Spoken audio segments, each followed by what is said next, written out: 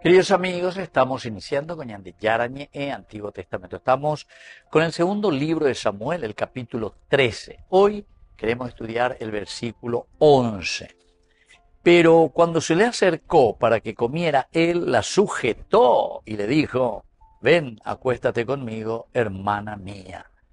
Aquí, queridos amigos, entonces entramos en la trama principal. Estamos estudiando sobre este capítulo 13. El capítulo 13 nos habla y nos ubica sobre la historia de Absalón y Amón, que es su hermano mayor, ultraja a su hermana Tamar. Quiere decir que Absalón y Tamar son hermanos. Y después vamos a ver lo que sucede, ¿verdad? Como me uñan de la Amón la enamoraba y hija la hermana, pero son hermanos de padre, hermanos de padre. Sus mamás son diferentes, ¿verdad?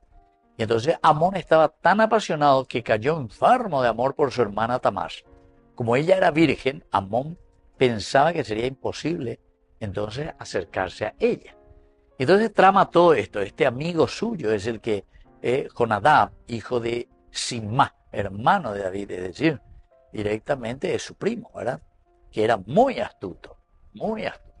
Ella es llama de verdad. Entonces le va indicando y le va yapona peixe, yapona moa, yapona peamo. Bueno, entonces en este versículo 11, queridos amigos, pero cuando ella se le acercó para que comiera, él la agarró y le dijo: ven, acuéstate conmigo, hermana mía. Aquí entonces ya entramos en una situación bien complicada de lo que estamos narrando. Nuestro contexto bíblico, siempre el relato nos hace entender de esta situación de Amón, que toma aquí a la hermana de Absalón, porque aquí también entra Absalón, después va a ser muy importante. Y entonces alcanzamos un punto de inflexión decisivo. Este punto es un punto de inflexión decisiva, queridos amigos. La estrategia cuidadosamente preparada, es decir, la enfermedad que él fingía, la manipulación que se le hizo al rey: papá, estoy enfermo. Mira, hermana Tamar, tu mita se mongarumí, que yo estoy enfermo, papá, estoy enfermo. Bueno, entonces aquí hay una manipulación. Y entonces la presencia de Tamar en la intimidad de la familia, en esta intimidad doméstica, el texto aquí nos está mostrando ese paso del deseo oculto de Amón, y entonces ese deseo oculto que se va explicitando. De una manera así progresiva que se va mostrando. Venga, tú estudias Jaina, vas a estar chupe, vas a baroña potaco anga, vas a baroña tendeana, etcétera, etcétera, ¿verdad? Y entonces la narración bíblica es muy sobria, es muy directa, muy rápida, no tiene muchos adornos, pero deja que el verbo revele la violencia moral. Entonces aquí dice: la agarro. Esta es la violencia. Yante, ni prender, oye tú, uy. Pero hubo mongaro a guaje, guasaje, usarita, ya, ni prender, y tirarse ella, o muy malo yo, en donde debe llevar. Y miren lo que le dice, queridos amigos, porque la frase también: ven, acuéstate conmigo, hermana mía. Mañana, ni prende de ahí, por ahí, ni prende de otro medio, hoy tiro lento, y yo queré. O sea, son situaciones, ¿verdad? Aquí dice muy sobrio el, el texto, ¿verdad? El texto es muy sobrio, pero ciertamente que nos va haciendo entender lo que va sucediendo, esta violencia. La secuencia anterior ya ha creado ese espacio cerrado donde el poder, la mentira y la cercanía familiar se unen. Todo esto se une. Entonces el autor sagrado lo que está haciendo es mostrarnos cómo el pecado, cuando no es detenido, avanza por etapas.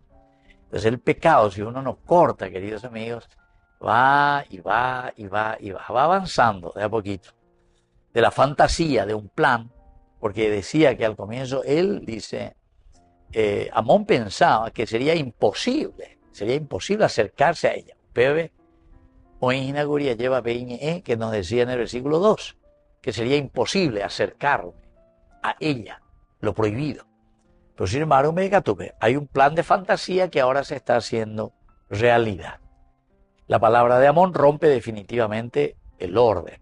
Lo que se presenta como deseo, lo que era un deseo, ahora se revela como una ruptura del vínculo y negociación de la dignidad del otro.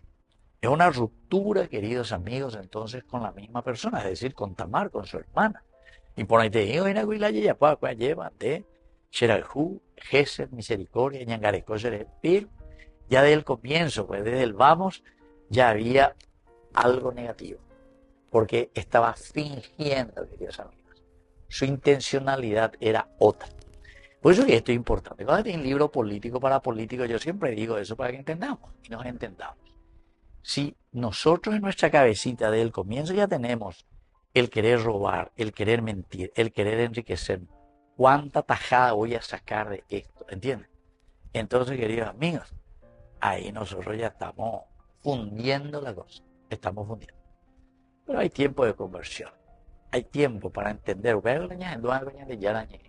Apeña enduriré, UPB, ya topo comí, ya cambia mi nueve, ñande.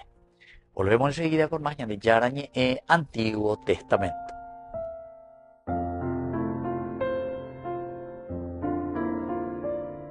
Amigos, apoyemos al primer canal católico del país, Ñande Yarañe.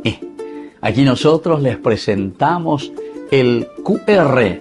Escaneando, podés abrir desde la cuenta de tu banco y podés ayudarnos a evangelizar. Eduquemos a través de la evangelización y evangelicemos a través de la educación.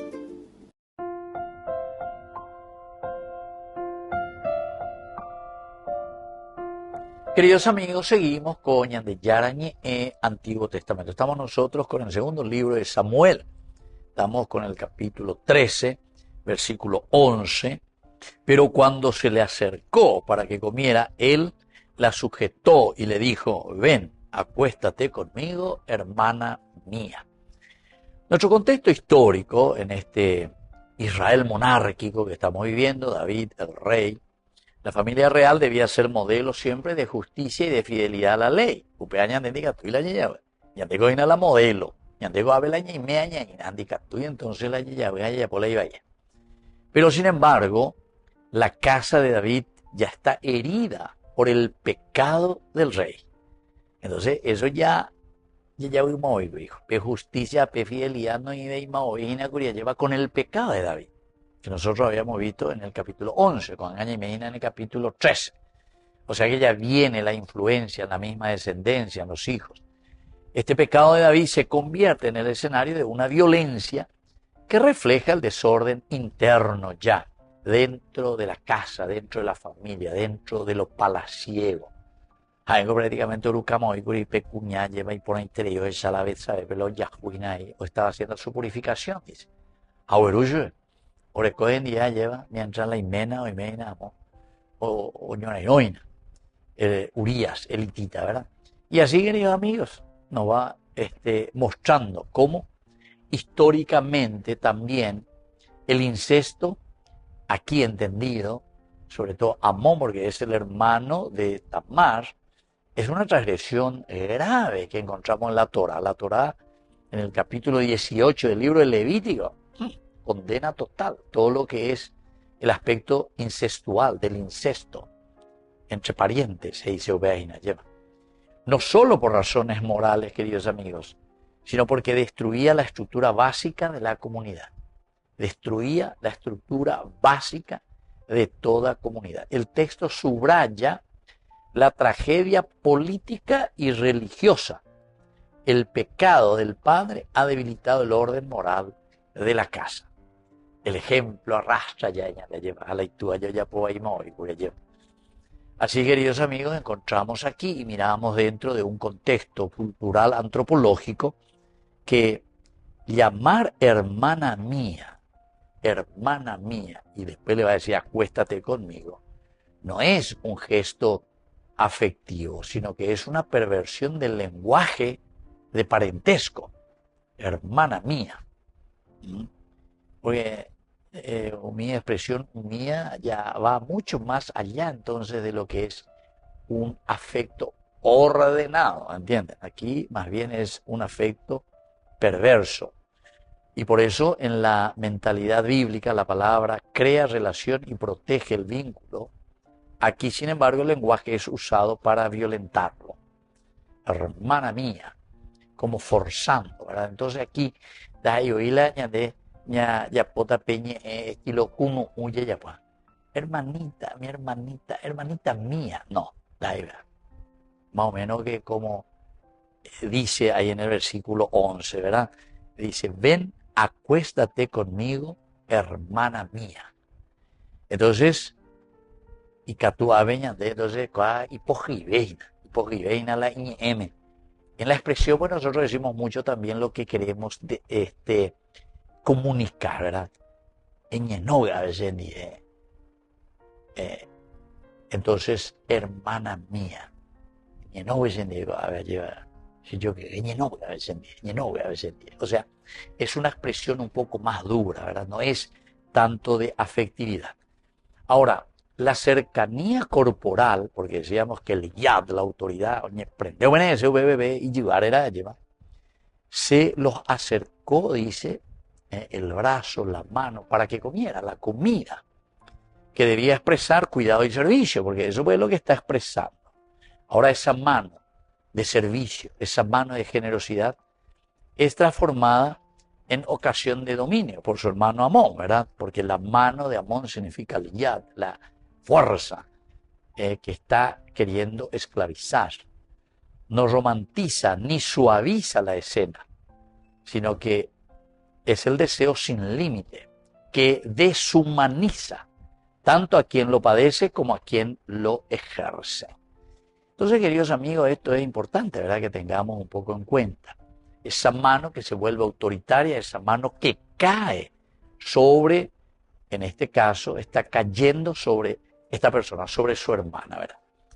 Ahora miremos un poco algunas palabras claves. En primer lugar, el hecho de agarrar, dice, agarró. Hasak se dice, hasak.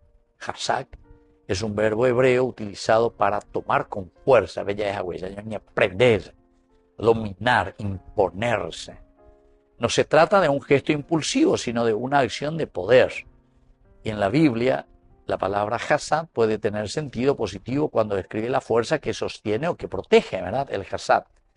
Pero aquí el texto señala que el pecado ha dejado de ser interior y se ha convertido ya en un acto violento, en un acto coercitivo.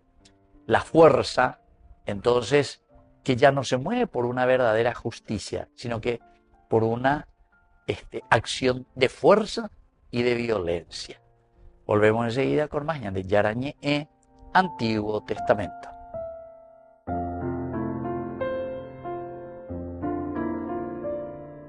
Amigos, apoyemos al primer canal católico del país, Yande Yarañé. Aquí nosotros les presentamos el QR. Escaneando, podés abrir desde la cuenta de tu banco y podés ayudarnos a evangelizar. Eduquemos a través de la evangelización y evangelicemos a través de la educación.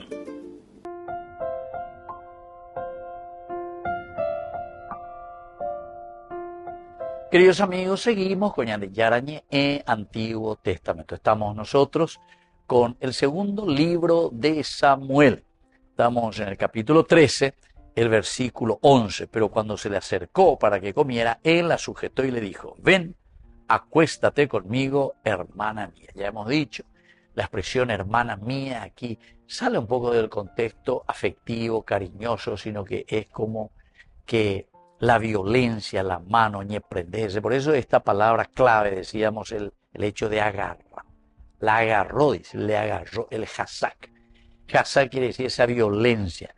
Esas manos que eran de servicio, decíamos, de generosidad, cuando ahí bajaba, las manos de Amón son de acción violenta.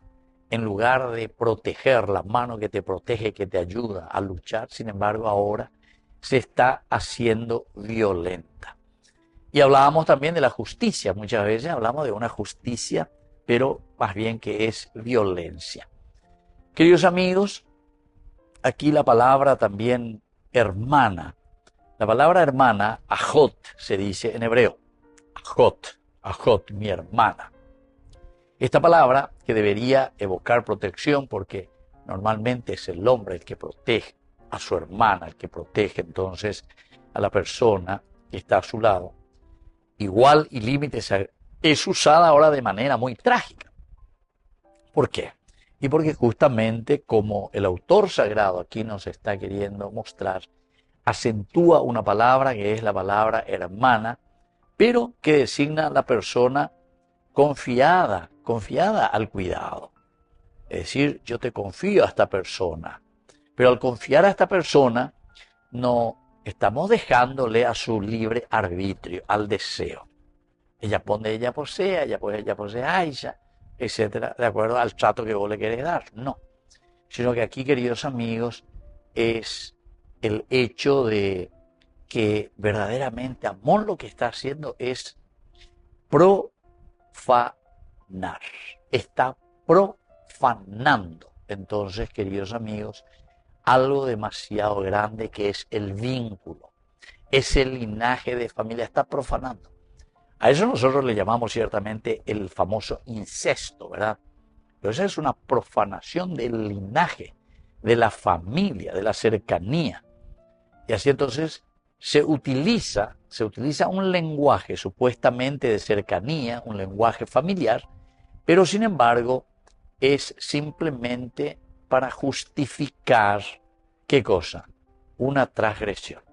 Aquí se está justificando una transgresión. Entonces, la exégesis nos revela aquí una inversión radical del orden moral. Entre otras cosas, Maya ya pone ahí, ¿verdad? Una inversión impresionante. El nombre que debía impedir el acto es usado para encubrirlo. Eso que tendría que cubrir ese acto de bondad, de generosidad, de servicio, ahora sin embargo la estamos utilizando de una manera totalmente violenta, totalmente negativa. La Escritura, por lo tanto, queridos amigos, enseña así que el pecado más grave no solo viola el cuerpo, sino también corrompe el sentido de las palabras y de las relaciones. Allí entonces utiliza una frase y una palabra tan importante que es el hecho de decir hermana, hermana mía. Pero esa palabra que tiene que ser una palabra de afecto, una palabra de amor, una palabra de encanto, etcétera, etcétera, ahora se está utilizando, pero de una manera corrompida, de una manera negativa. Este sentido de las palabras que rompen toda relación de familia. Y bueno, y eso es lo que nosotros encontramos aquí, ¿verdad? O sea, nos damos cuenta que si no miramos desde un aspecto bien humano, de un aspecto de hermanos, nosotros quiere decir que aquí, queridos amigos, ya estamos mirando de una manera más bien violenta, de una manera de poseer, de desear. Ayupi Arie y Besamayev, ya imagina, se está violando nada más y nada menos que todo lo que es la cuestión familiar. Violar el cuerpo de esta mujer, violar el cuerpo de su hermana, de Tamar, también significa el corromper el sentido de las relaciones dentro de la familia. Volvemos enseguida con más de Yarañe en Antiguo Testamento.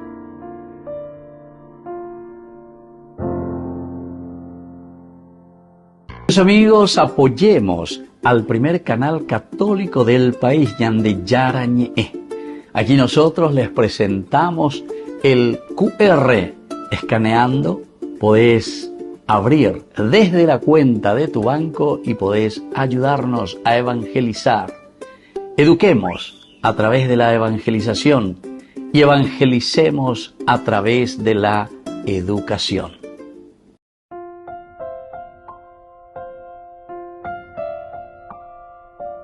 Queridos amigos, seguimos con Yarañe Antiguo Testamento. Estamos nosotros con este hermoso libro de Samuel.